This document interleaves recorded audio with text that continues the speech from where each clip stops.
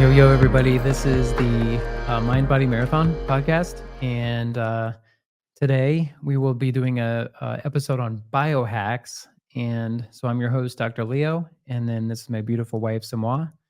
And basically, biohacks is kind of a trendy topic now. And, there it can mean a lot of different things. But the basic idea is that these are everyday things that you can sort of add in, whether it be habits or whether it be products, which we'll cover all of those to basically help you live happier and healthier and just sort of create a little bit better experience with life, if you will. And so we're going to touch on a lot of different topics with that. And yeah, so I just want to say that as autism's mom, I've been doing biohacks long before it was a cool, catchy title to it. what was it called before? Nothing. I don't know. Just trying to get your autistic child better. I guess they used to like biomedical, was a treatment, which would probably be more like functional medicine nowadays. But so yeah, and that's a good point. I don't know when biohacks was used, but it certainly works better on the internet because when you use the word biohacks, it's a great thing to sort of hashtag and we should Google that. When did the term Yeah. biohacks? Who created it? But I obviously came a rise with the tech era and the hack portion side of it, and that's really what you're doing. So you're really going after very specific components of your internal chemistry and trying to improve them, and then you're looking for an optimized outcome with that, and which is ultimately what a hack is. You're trying to bypass the muck and get right to the point, and then just making an effective outcome. So all the time that we were around each other and since way back, like you always are interested in this kind of stuff. I remember when you had talked about some computer IT person invented some all-in-one meal powder that's like all you could drink because it'd be one, cheap, and two, they didn't have to ever leave their seats kind of thing. So you've been interested in this stuff probably before I've heard the term biohack too. So why is that? What was that called? Something green? I don't remember. Zach did it for a while there. Oh, I didn't realize that. Yeah, he did it for like a couple weeks. But anyways, so so biohacks to me it's an important component of my daily life. It's pretty much what I think about a lot. I'm always trying to find like unique ways to optimize my health.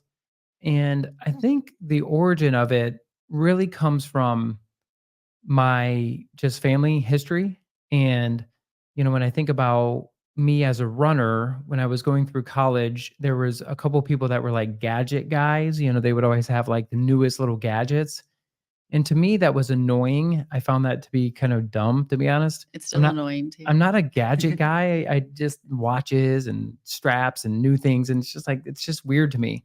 So external, markers just didn't make any sense to me. But having pretty much everybody in my family die at an early age, internal chemistry always seemed to matter more to me. I was always way more interested in how can I optimize my health and which in turn would optimize performance. And that's sort of by nature, I'm not really like somebody who wants to go after an outside substance or something like that to improve my performance, obviously not illegally, but but I think from my family's health perspective, that has always interested me. How can I eat healthier? How can I have my daily habits be healthier?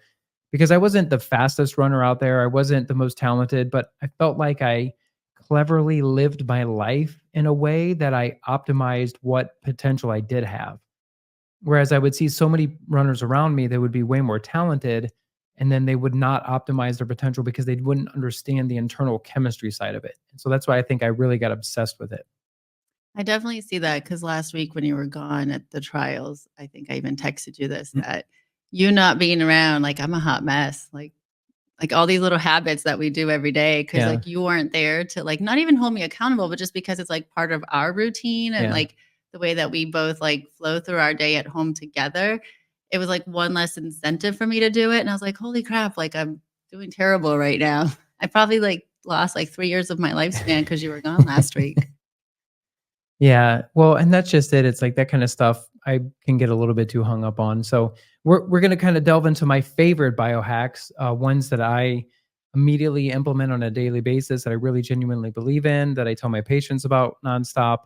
So I kind of feel like that's where we'll start. So I think probably the most important one right now that I'm kind of leaning the most into is I'll bring up are BrainTap, which I think is a really good one. So for you, those of you watching, I'm holding up the box here, and BrainTap is just like it sounds. Brain in tap, like tap water, but you're tapping into your brain.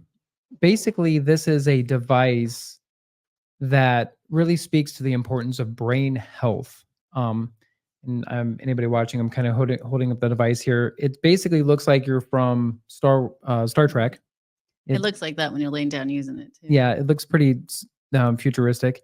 And what you do is you put this on, and there's little lights that kind of like beam behind the eyes, and then there's also lights in the ear pods area that stimulate the auricular, or like the acupuncture points of the ear, and then it stimulates it with light.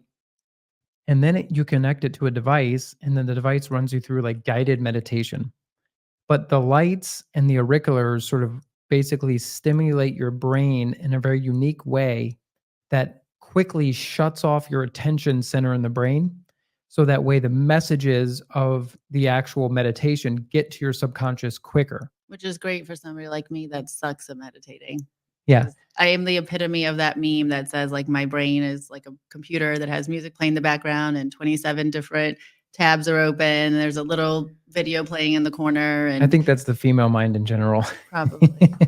So yeah, so it's a great device for that reason. Because even if you suck at meditation, and all of you that out there just now said, well, that's not for me, I can't meditate, like this will do it for you. Yeah, so the guided meditations are interesting. I mean, there's like thousands of them, and really it just comes down to helping to capture and harness the subconscious, because whatever you tell your brain, you can anybody that's listens to this podcast for numerous episodes has figured this out. We're really all about brain health. Whatever you tell your brain, your subconscious tells your conscious brain, that is what's going to happen. So if you say, oh, I suck, or I'm not very smart, or I'm not very social, I'm very awkward, or whatever you might say to yourself, internally, that internal dialogue, that is literally what will happen. This is great too from the performance standpoint, because Mhm. like one of the things, the guided meditations through the app, and there's a free and a paid subscription, I Yeah. believe, right?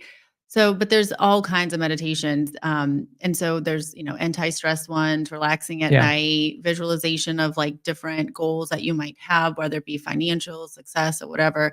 And then there's athletic performance ones. And I remember reading about that where they said that they've done research, and for high elite, they specified high elite athletes, maybe it's all Yeah. sorts of athletes, but and in particular it was track athletes. And they were saying how when they sit them down and put them to electrodes and everything, that when they visualize themselves running their race at their optimal performance level, that their muscles would fire in Mhm. the same sequence and with the same, like all their other biomarkers would all move in the same level as if they were actually running the Yeah. race. And so that's incredible, like the power of the brain and the subconscious and tapping into that. Yeah, well, golfers have always known this, where, if you visualize, course, and visualize a shot, that, you're gonna basically be so much more effective at it. Where they would have literally tests where golfers would just visualize driving, driving, driving, and not even practice, and then they go out and drive, and then they improve their drive.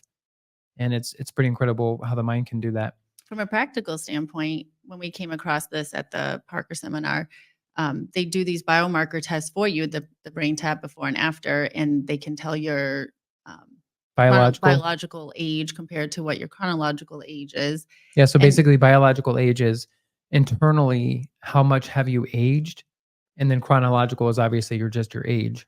And it was especially for, I guess, I shouldn't say especially for women, but it would be important for women and women over a certain age where our hormones aren't balancing as well, and cortisol levels are such a stress, what's the word I'm looking for? Marker for our bodies and how we age, and just how our bodies are put Mhm. under stress and things like that. And so doing the brain tap, took off like 5 years from my Yeah, body's so like literally. biomarkers, because it just de-stressed me and got those levels down to a normal. Yeah, exactly. So basically what we're saying is, at our office we do this, where we do neural checks, where we get you hooked up to a machine, and then it measures your internal chemistry, and then it figures out, okay, you might be 42 years of age, but really your body is operating like you're 46, which is not great. And then they'll run you through a BrainTap session, which takes like, 20 minutes or so. And then they retest you, or we will retest you, or they do this at seminars and stuff too. And then you'll find that, like what she said, you'll literally drop like 5 years of your life on biological age. So I think for her, she tested at 41 and she was 41. She did a BrainTap session and then she tested at 36 internal years of age. So I'll it take improved. that. Yeah. So it's incredible how it does that. And And that's only after one session. one of the So main mechanisms, yeah, that's again after one session. One of the main mechanisms that it works is that it takes away the attention center of your brain so that you can sort of rehab your subconscious. So we all have some internal demons that we're dealing with. We all have doubts, we all have frustrations, we all have had a rotten past, and we're trying to sort of deal with those things. And then if we can strip away our attention center, which is basically the part of your brain that keeps you locked into reality, meaning it lets you know that today is Wednesday, today is the afternoon, I'm on a podcast with my wife. Like it lets you, the attention center locks you into reality. And if you can strip that away by using these devices, then you can work on sort of those subconscious things. And then this is a healthier way to do it because there are some unhealthier ways to do it, but this is it. Now, I will also say that a flotation or a isolation tank device is pretty much the same thing. So sometimes you might hear of a sensory deprivation tank or a flotation tank. I used to really enjoy those when we Yeah, were doing them there they, for a while. we would do them all the time, but that is similar to this idea. Basically, you go into a tank, and I know Steph Curry is really big on this. And there's a 30 for 30, I think, where he talks a lot about this. But basically, these flotation tanks, they're filled with salt at a lot amount. So basically, Well, you in lit water, all, yeah, salt water. salt water. Yeah, not just salt. And you float in the water because there's so much salt. And you float at such a level that you basically don't have any sensory information. You have no light, you have no sound. And then once your skin adapts to the water, sense of water, you have no sensory input from that either. And then eventually your attention center just wipes away. And then you either fall asleep or you kind of work through the subconscious. It's crazy. Yeah, those were awesome too. I actually had an experience one time with that where I I did a really hard long run and then my Achilles hurt really bad. It was like throbbing like crazy. And then I went into the sensory tank and then, shut it down and my brain was kind of doing its thing. After about 5 minutes, my in my head, my Achilles became like large and it was like pulsing and just throbbing like crazy and it was just like it felt like my Achilles was going to explode. And then I like kind of went into like la la land theta zone and then eventually I woke up. Well, when I get out of the tank, I'm like, I have no Achilles pain. I mean, I was like smacking my Achilles, like I was just like flicking it. There was like no pain in the Achilles. And I went in with a ton of pain. I was like literally limping. I remember that. It was pretty wild. So I feel like brain tap, that kind of just is the idea of like meditation, the idea of just controlling your subconscious. That's probably the number one biohack you can do. Because if all of us are telling ourselves all these negative things, if we're telling ourselves, just lies essentially, then we're not going to buy into all the other stuff. We're still going to eat sugar. We're still going to get poor sleep. We're still going to, drink too much alcohol. We're still going to do all the bad things. But when we can control our subconscious, that's when we can lock into some of the better stuff. Well, would you consider like diet changes a biohack? Huge biohack. Yeah, so wouldn't you think that that'd be the first one? Well, I think no, I No? don't actually. Because I feel like once you can control your subconscious, then because think of it this way. So many people come up to me, right? Because I don't really eat sweets. And they're like, how do you do that? Like, that's crazy, right? Well, I do that because I literally control my subconscious. Like I don't need that food for anything. I have told every fiber of my body that's not right for me. I don't need it. And now it doesn't want it. It literally doesn't care. Hmm. So I don't go, oh, I miss chocolate. I wish I had ice cream. And it doesn't, it's not even a thought in my head. Like, and then people go, how do you get there? You get there by controlling your subconscious. That's how you do it. So I think controlling your mind first is critical, but I would say, yes, obviously diet changes is massive. Second. I But don't know. what would you say is the biggest diet change you can make? Well, definitely sugar. Yeah. Again, going back to the autism comment, that was one of the first things that they addressed was changing the children's diet, which is incredible how much pushback the community got from that. This was 15 years ago. Um, by just saying like, go gluten free, don't eat dairy, don't have sugar, don't have food dyes. And yet I remember like, the media just kind of bashing these biomedical doctors with autism just because it was something different, even though there was no negative side effects to try the diet on your kid and see if it worked or not. Because everything was do the testing. If the testing doesn't show it, then you don't have to bother with it.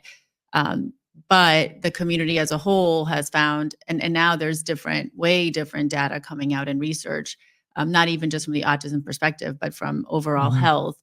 So I kind of still feel like diet is because, like just what your body craves, what it doesn't have, like what it needs kind of thing. And Yeah. so, Yeah, but it also craves sugar if you right. consistently So have like, sugar, but more like, I guess, or alcohol if you have alcohol a lot. like if you have the deficiencies, it's almost like your body like doesn't even want them then.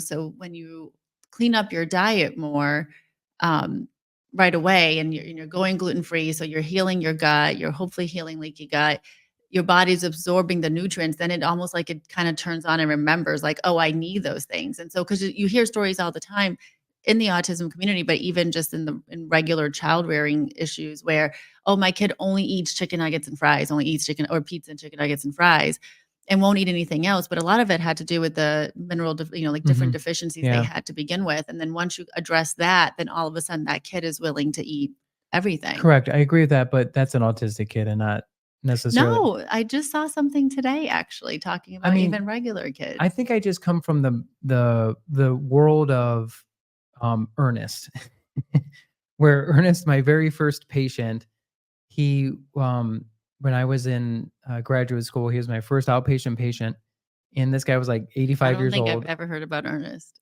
Yeah, he was like 85 years old, and he was a fruitarian. What is that? Oh, so okay, so you have a vegetarian. We know what that is, obviously. But Fruit, vegetarians include fruit. correct. But a fruitarian doesn't include veggies. That's so weird. It's so weird. But he also was working to become a breatharian, which is what? He's gonna survive with his breath. Yes. I think he watched one too many times And Kung Fu Panda when he says that the dragon warrior can survive off of the dew of the energy of the world that or comes from something these weird. people. Apparently. There are breatharians in this world, but what I mean by this is there are people that claim this is reality, which I'm not necessarily saying that that's real or not. But, I think that if you have your mind right, that is the key. That locking in to like the life force of breathing, to the life force of things is the most Maybe we critical can thing. agree that they're tied at first. Yeah. Okay, so back to We the know sugar I'm not thing. gonna agree that you're right. It can never be that way. That's not true. Well, okay, so let's discuss the sugar thing real quick.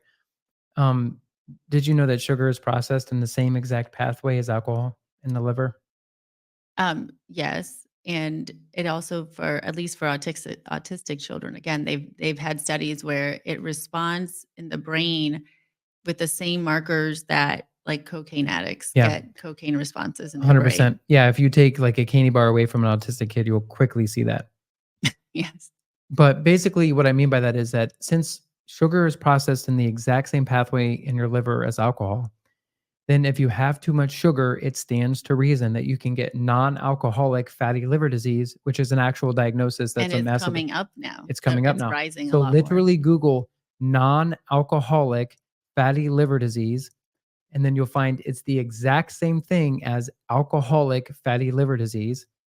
It's literally the same thing. So if you feed your kid, nerds, that's literally like feeding them tequila, quite literally, except for it's not a it's not going to, Well, the it's not nerds are going to, probably worse than tequila because it also has food dyes. yes, food. But So it's, might as well just give your kid a tequila shot instead. no, yeah, get I'm out of just here. kidding. It's obviously not going to manipulate the brain in the same way. But it's literally the same physiological pathway in the liver. And so I think it's really important for people to understand the gravity of that. So like that's why I think it's important to conquer that subconscious. That's true. I guess Yeah. I could agree with that. With regards to diet being the second biggest biohack, I think one of the most underrated components is having prebiotics. Now, if you're listening to this or watching this, go and pull out your phone and just Google the best prebiotics, PRE, not probiotics, PRO, but pre. And everybody wants to sell you probiotics, and that's a whole industry that is obsessed with making a lot of money. And I think it's okay. Probiotics are just okay. This is for future conversation. But prebiotics are massively underrated. And basically, prebiotics are food that have longer chain carbohydrates that take a while for your gut to break down that build up good gut bacteria. So, like apples, um, carrots, garlic, sweet potatoes, these are kind of great examples of this that help to really build up good bacteria in the gut. And then eventually they will starve out the bad bacteria. When you consume sugar and processed carbs like, goldfish or like crackers or something, those kind of things are easily fed upon by bad bacteria, and so you're just going to naturally have an imbalance in the gut with that. I think diet, talking about it being the second greatest biohack, it can be very overwhelming because you talk to 10 different people on what's a good diet or what's a healthy diet, and you're going to get 15 different answers. Um, so I think like over the years with us, like at home, I think it's so individualized, Yeah. right? And I think there's a lot of things that you can do that nowadays, and we've touched about this before, where people seem to put themselves into a box, and then once they're in that box, it's like, this is my box and I'm always going to think this way, as opposed to just Like if being, you're a vegetarian or like a I mean, in anything in paleo or life, something. right? Versus kind of seeing things as like, because even once you start to do changes in your body, like, besides looking at things individually and what your own body needs, but then it's like, once you do that for a while, your body's going to adapt and change. So then you have to then like rethink and restructure things. So I know even like myself personally, and again, even us at home, we've done keto, but it's like keto isn't meant to be done indefinitely forever. And there are people that Yeah. will say that, like, oh, I'm keto, and like they've been keto for 5 years. But it's more like maybe you do keto for a few months or a couple months to kind of reset or do this, because there's certain benefits to keto, but then like everything, it has some cons too. So then you switch over, maybe we're doing more paleo for a bit, and then on and off with intermittent fasting. So it's a little bit of, you can't just put yourself into a box and then just Yeah. decide that that's what works for you. Because again, as you age, like even the last 3 months, like how much have I whined about how much my body is just like Yeah. changing on me right now, and I'm annoyed that I can't figure out what about it is, and trying to kind of Mhm. get down to the bottom of that. So just being willing to have an open mind and not get overwhelmed by the diet thing. I think, as you touch upon multiple times with sugar, like if you just cut off sugar and processed foods and focus more on things that come out of your fridge versus your pantry, right Yeah. there, you won 80% of the battle. And then the nuances of these other little diets, because even like as you mentioned, like garlic or this, but then there's other diets that they're like, oh, that's terrible for Yeah, you right. because it's this, it's that. I So it's know. just so confusing. And this is why you just have to like take a step back with food and just think there are two things you're focusing on. You're focusing on getting the proper nutrients in, and then you're focusing on good food for your bacteria of your gut. So there's feeding you like carbs, proteins, magnesium, B12, blah, blah, blah. And then there's feeding your bacteria. And then you may be thinking, like, oh, well, this food has carbs. Like, let's think goldfish or Twizzlers or something. Yeah, it has carbs, sure. And you do need carbs. But also, that's a lot of great food for bad bacteria. And so it needs to check both boxes. If it checks the box of, yeah, it's feeding you adequately, it's all natural, that's great, but it's also feeding the healthy bacteria, well, then that's a win. And How you do you just, find that list? it's basically what we were saying, avoiding sugar, avoiding processed foods. The list is simple. If it has an ingredients list, you just avoid it. Broccoli Yeah, doesn't have an ingredients list. that, Carrots don't have an ingredients list. You just eat carrots. I mean, that's a good rule of thumb. yeah, yeah. So that's kind of a diet conversation. I think we're definitely going to have a more extensive diet conversations on future episodes, but I feel like we should get into the weeds with a little bit more other hacks. A couple other hacks that we do that aren't products. Um, the cold showers, which Yeah. you're the king of that for sure. Hmm. Always doing them. I tend to only be willing to do those after a good workout. Then I'm like, oh, okay, I can, even in the winter, I'm like, okay, I can handle a cold shower. You just jump in first thing in the morning. So what are some of the benefits from that? Like, I mean, I obviously know some of them, but Yeah. Yeah, basically there you're I think it's always important to do at least one hard thing a day, something you really don't want to do per day. And for me, that's cold showers. But, in the morning, it's really good to like get your cortisol levels raised naturally. So if you wake up, you go about, you start your morning, try to avoid coffee right away. Try to wait that 90 minutes to 2 hours that a lot of people keep saying that's important. And then try to raise your cortisol levels naturally. Like, I think if you woke up and took a cold shower, like you won't need coffee for like a couple hours. Like you'll feel pretty stimulated, and so that's a natural way to raise your cortisol. And then I also think, there's the benefits of the cold shock proteins, which is basically proteins in your body that will stimulate the right kind of healthy parts of your genes for like life extension and that kind of stuff. So I think there's a huge component of that. And then there's also the inflammation. The obvious, it decreases inflammation in your body. So, You totally skimmed over the most important oh, one the skin. the Yes. skin and hair. Your Yes. hair gets super shiny and it just helps out with that. And like my hair, I know makes such a difference when I do cold showers. Like Yeah. it air dries and it's not as frizzy.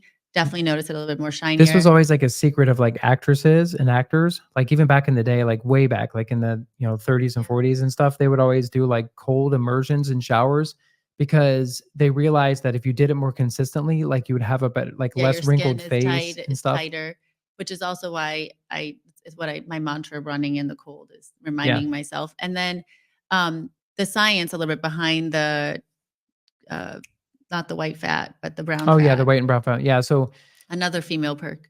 yeah, so basically white fat is kind of like brown fat is lines your organs and it's the healthier kind of fat. And it's brown because it has more mitochondria.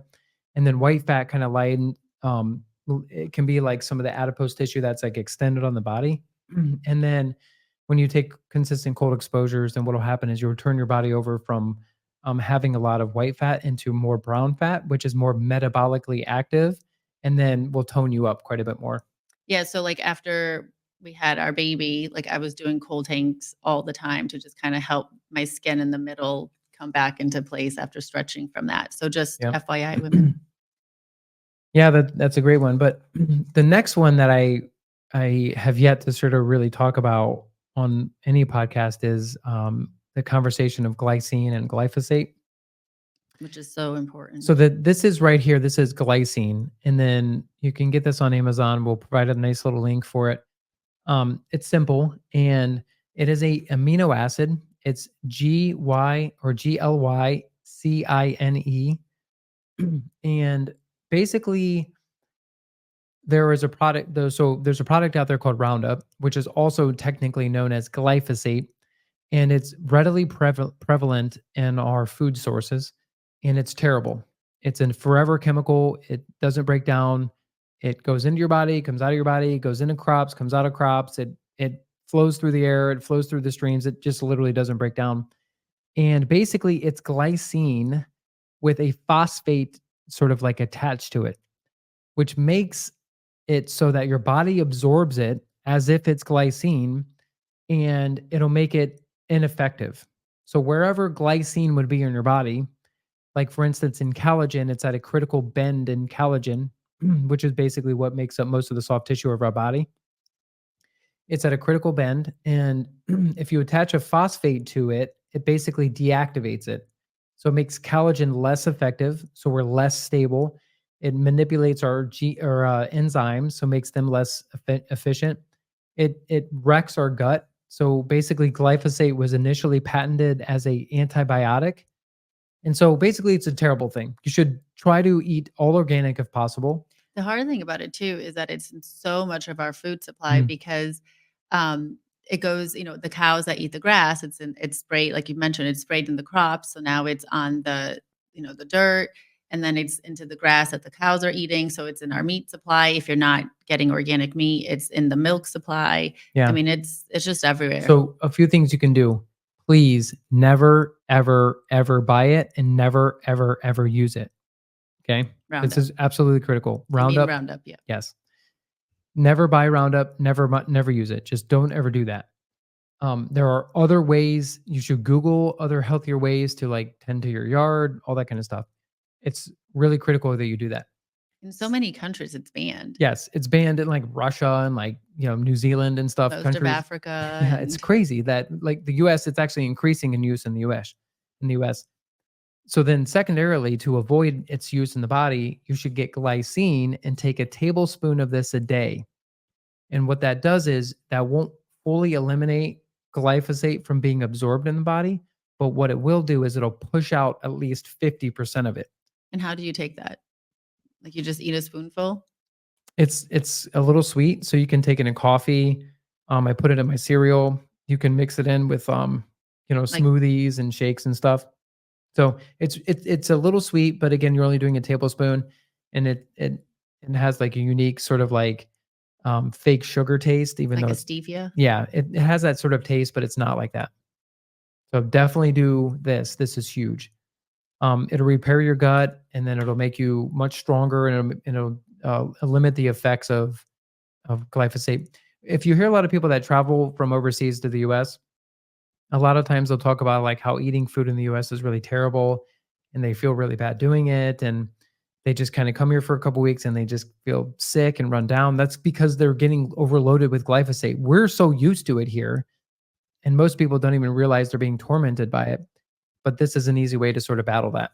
A lot of people that first moved to the US from international spots put on a good amount of weight in a short amount of time, even if they're kind of somewhat like they're not like delving into fast foods. They're eating somewhat normal, like what they would normally eat, but because the supply is so different in their own country. Yes, definitely avoid fast foods because um it's so basically they're getting like the most poorly sourced nutrients are like wheat and soy and things like that. So there's so much more glyphosate in those products. Yeah, nothing good can come from $1 chicken. Yeah, nothing. Definitely do not do that. Be smart. What are the other Cool. things you want to talk about? So So let's talk about the thieves. yeah. So basically, But overall, just essential oils, not just mhm. the cough drops. So this I started on this journey. I'll take credit for turning you on to Yeah. essential oils here because I'm pretty sure I remember you making fun of me for it originally. But again, just with the autism community, kind of getting started, finding ways to help Naomi with that. And they talked a lot about cleaning up the environment. So at our house, years ago, we stopped using like typical house cleaning products, laundry products, because all of that has so much chemicals in it, the Mhm. scents and the abrasiveness of things that affects our body chemistry. You're wearing it, you're touching it, you're washing your dishes with it. And Yeah. so we've gone everything plant based, which means that we don't necessarily always smell the greatest or it smells like nothing. But at least we're not, screwing our bodies up. And so essential Well, oils back on was one that. of that. So back on that topic. So basically, the idea here being, if you looked at the average human, a couple, like even 100 years ago, 100, 150 years ago, they would come across like 200 chemicals in a day, like a couple hundred chemicals in a day. Now the average human comes across a couple thousands, if not up to 10,000 chemicals a day. That's insane.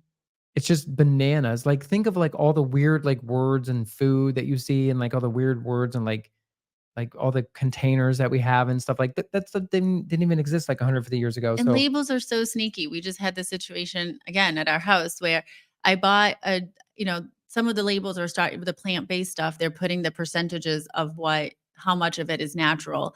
And so I bought one and it said at the time that it was like 87% natural derived ingredients. And it was the highest one that I found on the shelf at that particular store. what was So this, like laundry detergent or yeah. something? And so I bought it. And then, a couple weeks later, we needed more laundry detergent. So I go back there. And again, I don't even know what made me look at all of it again, but I looked at it again. And this time, the one that like 3 weeks earlier told me it was like 87% naturally derived, the same exact everything, like the same label, same brand, was like 37%. It went down dramatically. And I'm like, wait, what? I'm like, how did I buy this for our house? And then I went home. So I'm like, there's no way that I bought this. And I Yeah. went home and sure enough, like it changed the percentage. And if I hadn't Yeah. bothered So basically to they'll look get you at it, hooked on the label, and then which was like more natural at 87%. And then over time, they changed it, the they formulation the of it. formulation, but they kept the same label, and then they kind of like lower that number, but you don't even think to look at the number because you're just looking for the label. So they're super Yeah. sneaky. So essential oils have been a huge part of our life at our house. I don't even remember the last time that we really bought medicine because we kind of use it medicinally with different methods of it. One of the great ones that we love is thieves. It's kind of it's like the Windex from the My Big Fat Greek Wedding. Yeah. Thieves is good for everything. Yeah, so basically, we tend to get a product called Young Living. There's a lot of great products out there, but that's what we use. And Thieves is kind of made up a lot of different things, but basically, it has like cinnamon, bark, clove, eucalyptus, lemon, menthol. It's uh, yeah, got a lot of different things in it. But basically, the idea is that it kind of helps to kill bacteria and specifically sort of antigenic bacteria, bad bacteria. And then I'm a big fan of these cough drops because studies show that whenever you get like a potential something that'll get you sick, like a virus or a bacteria in your nasopharynx or your nose or mouth, like say you're on an airplane and you're going to get sick because somebody's like coughing next to you. If you just have something like Thieves cough drops or something like a zinc cough drop always in your mouth, that'll kill the virus or the bacteria right away as it gets embedded in your nasopharynx and you just won't get sick. Yeah, I'm pretty sure we were like going through like 5 of these in a month. Yeah, Over and 'cause, the like peak of COVID. because I'm like a chiropractor, right? So I see patients all day long. I work with sick people all day long. So it's just like I almost never get sick, but it's like I'm constantly having these in my mouth because I'm just trying to kill anything that I'm getting involved with like right away. So there's a gazillion essential oils, but this is a go-to for us. And I think if you travel a lot, you definitely need to have something like a thieves cough drop or a zinc cough drop constantly in your mouth. And that is a huge biohack for staying healthy. This is what I tell a lot of my athletes when they travel for competitions. They're afraid of getting sick on the plane and things like that. Like, yes, this is going to be way more effective than like any other measure. Also, even just in general, having a couple of essential oils with you. We always travel with a bottle of the Thieves essential oil. Tea tree is another really good one because again, if anything happens, if you're getting a sunburn, if you get a cut, lavender. So there's just and there's small little bottles. You can have it on a carry Yeah. on. So it's just another little biohack Yeah. to have on If you with like you. get a cut and then, like you're bleeding or whatever, like if you put lavender on like the Band-Aid, it'll heal it like days quicker. Yeah. It's pretty wild. Well, So, one of our kiddos used to get horrible nosebleeds that just wouldn't stop, and then putting lavender drops and on a tissue and up her nose, that was like the only way to get it to stop. So, yeah. essential oils are good.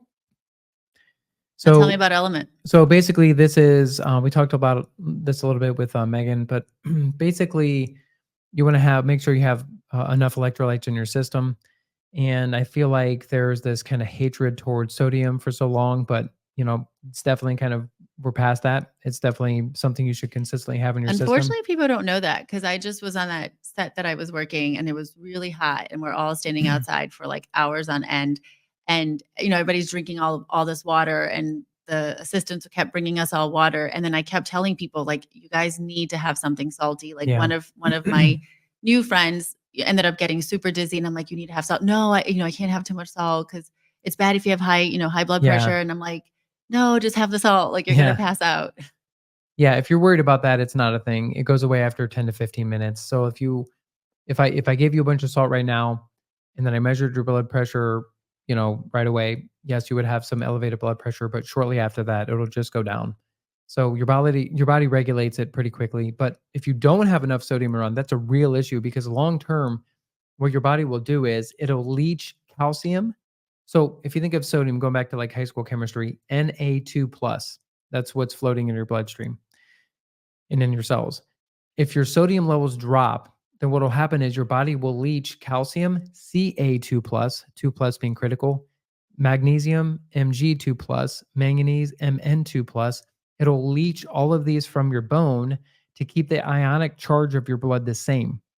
So if you don't want to leach bone, so you have all these people that are osteoporotic now because they all avoided sugar for decades, or not sugar, but they all Salt. avoided salt for decades. I wish they would have avoided sugar for decades, but No, because the sugar industry paid off that research. yeah. That just So came out a few years ago, the truth about that. 100%. But like, since they were all avoiding salt, like they all became osteoporotic. And it's like, it's not a random thing. Like, If you go to the Hadza tribes in Africa and some of the Amazonian tribes, like they don't have osteoporosis. It's not just from being on this earth. It's because of how you're eating. And so anyways, if you have enough sodium in your diet, you're going to keep the calcium in the muscle. You're going to keep the calcium in the bone, the manganese and the magnesium in the bone, and it's not going to leach out and you're not going to have osteopenia or porosis. It's just that simple. So that's a huge, huge biohack. And then let's just bring all these out at the same time. So CBD. You also, we do also have the CBD sports cream, but you didn't bring that in here. Yeah. So CBD, I think on the Ryan Adams podcast, we were talking a little bit about this. Basically, it is meant to just sort of like make all the systems in the body just work a little bit more effectively. And there are different types of CBD. Um, there's like over 500 different variations, to be honest with you. But I brought all these different ones out because I think the different types of CB variants are important. For instance, if you take, let's just start with the full spectrum. So a full or broad spectrum CBD is basically, if you look at all the different 500 variations of CBD, it sort of encompasses all of those. And it just basically makes all the systems in the body just work a little bit better. It helps your muscles recover quicker. It helps calms your anxiety. It's actually an antibiotic. So it can help regulate, like, get you over sickness. It can get you kind of regulate your bacteria levels in your gut. Whenever I am about to get sick or thinking, I can kind of feel something's happening, or I do this with you all the time. G specifically, um, CBG is actually really, really good for being an antibiotic. So if you feel like you're getting sick, if you can get a product like CBG that has CBG in it, that is huge. Now you can find these everywhere, but it is crucial that you do your research and you know that the brand that you're getting is organic. Good. It's critical that it's organic. Yes. And just the quality of it makes a difference. So because you can, especially nowadays, you can get these everywhere. So you do want to be smart. We use the Joy Organics and then CR, which is Clean Remedies. Yeah. So there's also CBN, which is the other one I wanted to talk about. So CBN basically provides the precursor towards melatonin in the body and helps to kind of stimulate that production. So if you're struggling with sleep, then getting CBD that has some CBN added to it is going to be critical as well.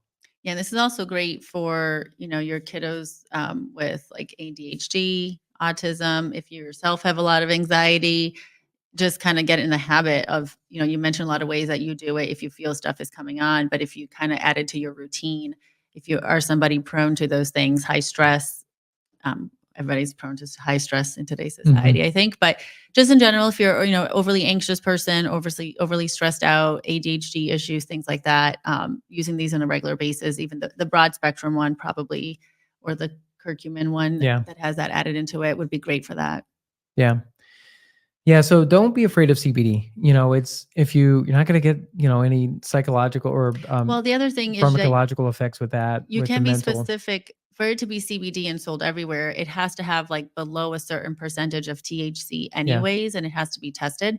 But if that's something that you're super concerned with, you can get, like, for example, what we carry here at the clinic. It specifies that there's 0 THC. So it's not even, it has to be below a certain threshold from a legal perspective to be CBD and not have the components that like hallucinogenic effects or anything. But you can also specifically get brands that have 0 THC. So if that's a concern. If you didn't hear the Ryan Adams podcast, it's important for everybody to understand that every single cell literally in your body has endocannabinoid receptors.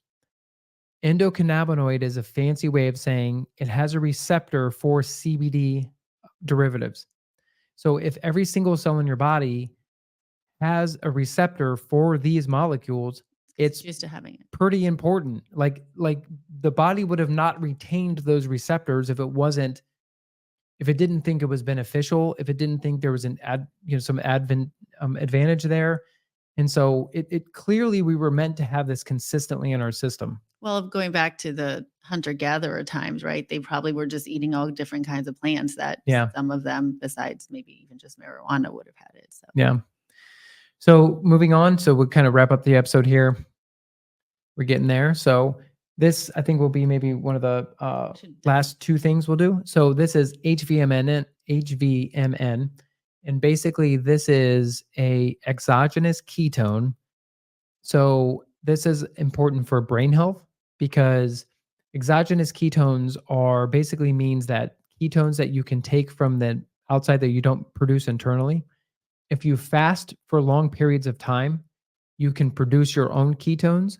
If you burn fat as fuel at a high rate, like if you're doing ketogenic diet, you can produce ketones.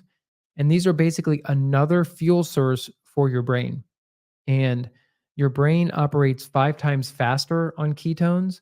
And it also protects it from having damaging effects of insulin, which is like if you basically the other fuel your brain um, basically uses is sugar. So you either have ketones or sugar. If we constantly keep giving the brain carbohydrates and sugar, then eventually the cells become fatigued and insulin resistant. And that's one of the precursors to Alzheimer's. So that's not a route you want to head all the time. So if you have exogenous ketones, then that gives your brain some alternative sources of fuel. And it also helps give you a ton of energy. It helps basically perk you up without having caffeine. And it's great if you're a long distance runner because it provides another alternative fuel source as well. So exogenous ketones. It doesn't taste great, but just It's chug it. absolutely terrible. And it's great in the afternoon for an alternate kind of pick me up for the rest of your day instead of another cup of coffee. Yeah, huge.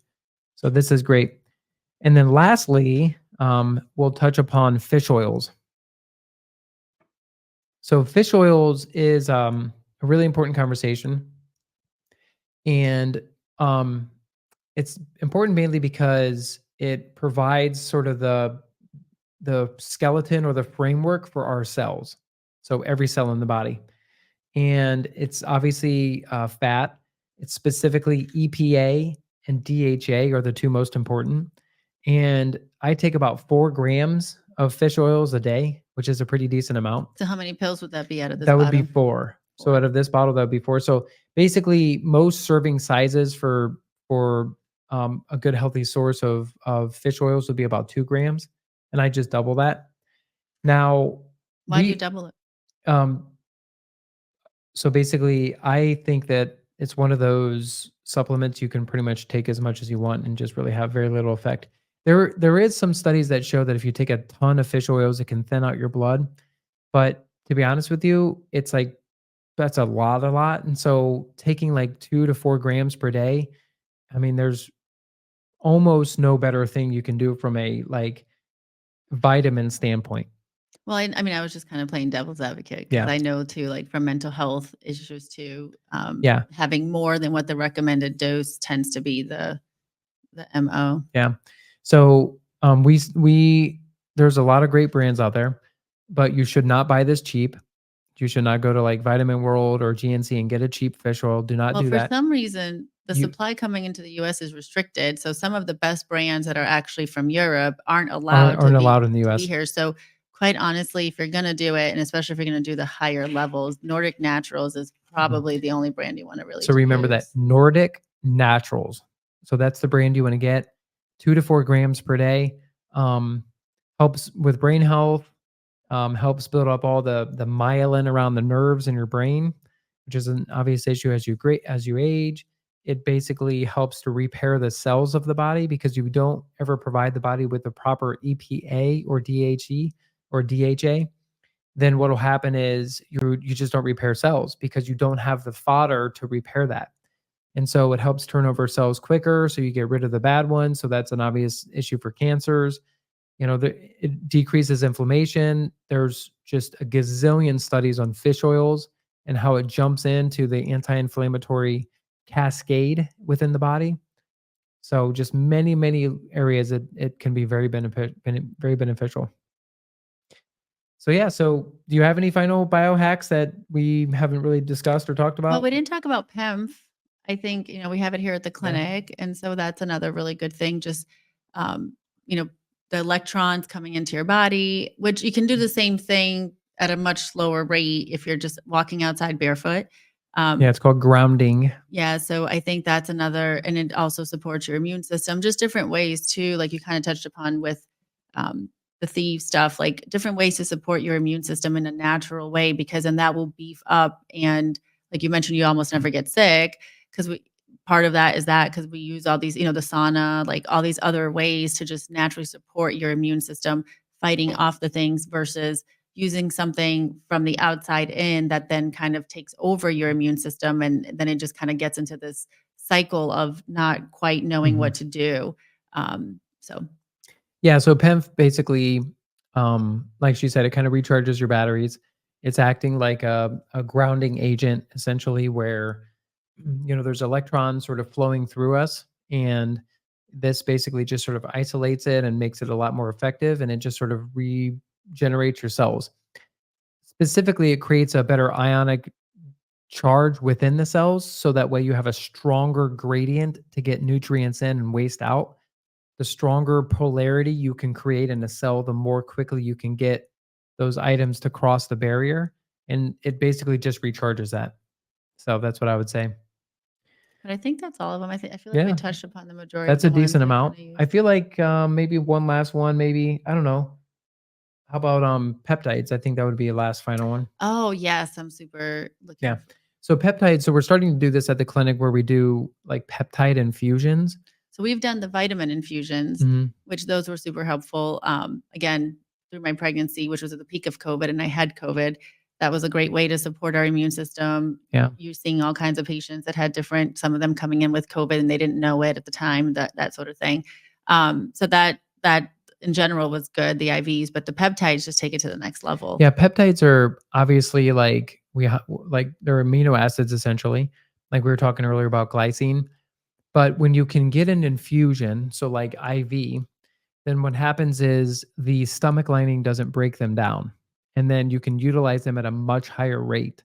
And so this is just definitely becoming a very interesting field for helping people with multiple diagnoses. I would get a hold of a good physician that does vitamin peptide infusions. I'm really excited to be working And with then, Dr. Whitman with that. yeah, Because like I so said, my body the past like 4 or 5 months has just like yeah, totally changed things up on me and just trying to figure that out. So I definitely think I have some gut stuff coming on. So there's, like you mentioned, there's, you can use them for so many different yeah, things. So there's different kinds.